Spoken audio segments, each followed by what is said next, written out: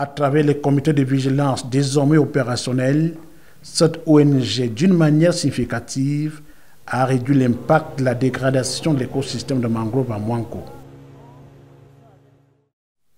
La femme n'était pas en reste dans la mise en place de ce processus.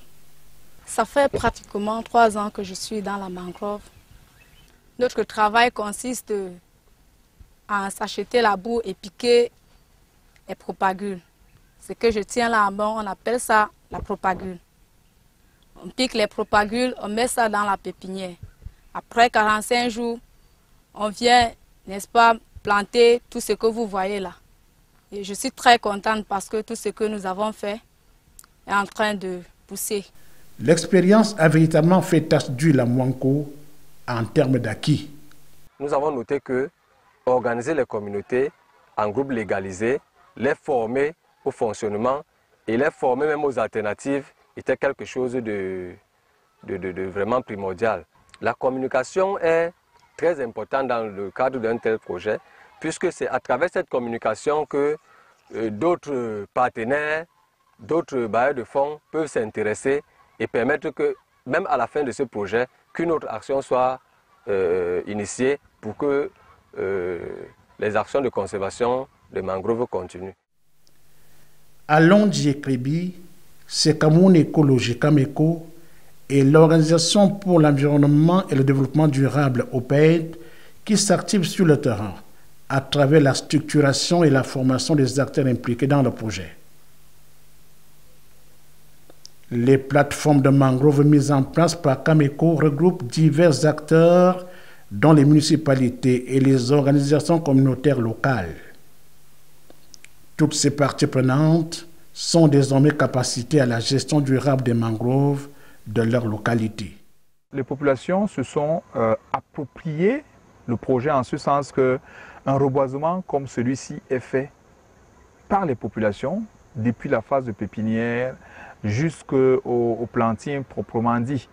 L'autre chose aussi, c'est que les populations elles-mêmes davantage sensibilisent leurs frères et sœurs qui continuent à détruire la mangrove. Et vous comprenez que c'est un acquis. À Londji, une coopérative a été créée dans le cadre de ce projet-là, la CODEL, qui, n'est-ce pas, regroupe un ensemble d'acteurs de la mangrove au niveau local, au niveau de Londji. Dans le même sens, des associations comme l'association La Mangrove au niveau de Manoka, l'association Mintizangwa a été mise en place dans le cadre de la création de la forêt communautaire du canton Bakoko. Par leur implication directe dans le projet, les femmes de Londji semblent avoir une grande expérience dans la mise en place des pépinières et le reboisement de mangroves. Nous avons appris comment faire une pépinière. Nous avons appris comment faire la transplantation, le nombre de temps que ça prenait. Je vous dis que ça a été une grande expérience pour les femmes de Londji. Parce que travailler dans un marais, nous avons appris que pour faire une pépinière, il fallait déjà qu'il y ait un mélange d'eau douce et l'eau de la mer pour qu'on fasse une pépinière. Et nous savons déjà qu'après la pépinière, pour faire la transplantation, il fallait prendre telle ou telle mesure pour qu'on réussisse notre transplantation. Nous sommes tellement satisfaits parce que nous voyons l'œuvre de nos mains. Nous savons que nous avons été vraiment importantes dans ce projet. Quand nous voyons notre mangrove pousser, c'est une grande joie pour nous. Parmi les alternatives à la coupe abusive du bois de mangrove à Manoka, Mwanko, Londji et Kribi, il y a le développement de l'agriculture, l'élevage, la collecte des huîtres, la pêche des crevettes, la promotion des fumoirs améliorés. Les femmes de l'Okundji, Kribi et de la Lobé fument désormais leurs poissons avec ces fours améliorés. Nous avons eu ces fumoirs par l'aval de l'OPED pour qu'on essaie d'améliorer les conditions de fumage de poissons. Parce qu'avant, on avait des fumoirs artisanales où il y avait 4 poteaux. Avec on se débrouillait à poser un grillage. Et ce n'était pas facile, puisque quand le vent soufflait, la flamme allait de partout. Mais actuellement, avec les fumoirs améliorés, nous sommes vraiment satisfaits. Les avantages sont qu'on peut mettre, si on a vraiment les 2 grillages, comme vous voyez, les 2 fumoirs, on peut mettre les poissons en grande quantité. Parce que par là, sur le foyer, avec le fût, on met moins. Mais avec le fumoir, on peut mettre une grande quantité et ça sèche rapidement si on a le bois. Et là, avec le fumoir, ça prend moins de bois que le foyer ordinaire. L'Organisation pour l'environnement et le développement durable OPED y a laissé des traces indélébiles de par ses activités. Nous avons noté que ce sont les femmes qui, généralement, dans le cadre des activités de fumage de poissons, contribuent à la destruction de la mangrove. Et nous avons développé les foyers améliorés, lesquels foyers améliorés permettent de réduire à plus de 66% la perte d'énergie. Ça nous a également permis de mettre en évidence le fait qu'on peut se passer du bois de mangrove en utilisant par exemple les écailles du poisson qu'on met dans le feu du fumage du poisson et qui donne une bonne coloration. Étant entendu que les femmes coupent le bois du mangrove parce que ça donne une bonne coloration, un bon goût et ça fume bien le poisson.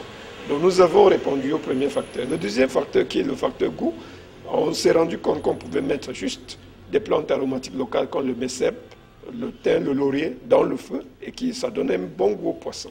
L'autre volet était de développer l'aquaculture des crevettes. Vous savez, les crevettes dans la zone de Kribi sont une activité qui permet aux femmes d'avoir beaucoup de revenus. Et on s'est rendu compte que les femmes, quand elles pêchent, elles rejettent les écrevisses dans la nature et bradent leur production au marché en grande saison. Et nous avons mis sur pied un système qui permet à la femme d'inspirer. Ce système est inspiré du bongolo, c'est-à-dire les femmes, par le passé, avaient des morceaux de tôle qu'elles enroulaient, mettaient les crevettes à l'intérieur et gardaient dans l'eau pendant 2 à 3 jours. Nous avons développé un système de cage à tôle inspiré de ce bongolo et qui permet aux femmes, quand elles finissent de pêcher, d'y mettre les écrevisses, les petites crevettes, les nourrir à travers des déchets de cuisine. Et au bout de 3 mois, ces crevettes deviennent grosses. Elles peuvent vendre leurs crevettes au double du prix, ce qui améliore le revenu. De même pour ces 2 activités des femmes, que ce soit au niveau du fumage du poisson ou de l'élevage de crevettes, nous nous sommes rendus compte que le facteur limitatif était l'accès au crédit, au microcrédit. Nous avons développé des business plans et des systèmes de microcrédit communautaires qui permettent aux femmes, à partir de leurs ressources internes, de pouvoir générer de l'épargne nécessaire pour se donner entre elles des microcrédits. Au-delà de la satisfaction somme toute légitime d'avoir fait œuvre utile dans le cadre du reboisement, l'expérience de Londji en la matière est même exportée. D'où l'expression de gratitude et de reconnaissance aux différents acteurs et partenaires. Je voudrais profiter ici pour remercier tous les ministères, ministère de l'Environnement, ministère du Tourisme, de Pêche, qui nous aident, qui nous apportent des aides matérielles, financières, et puis même le ministère, surtout le ministère de l'Environnement, que nous avons vu la présence physique sur le terrain du ministère de l'Environnement. Ça nous a permis vraiment de booster davantage notre travail, y compris les ONG telles que Cameroun écologique, OPED. Il est question d'inscrire tous ces projets dans la durabilité pour permettre aux associations de continuer à fonctionner et aux populations d'accélérer et de promouvoir leur propre développement par la gestion communautaire de leurs ressources. Le défi est en train d'être relevé.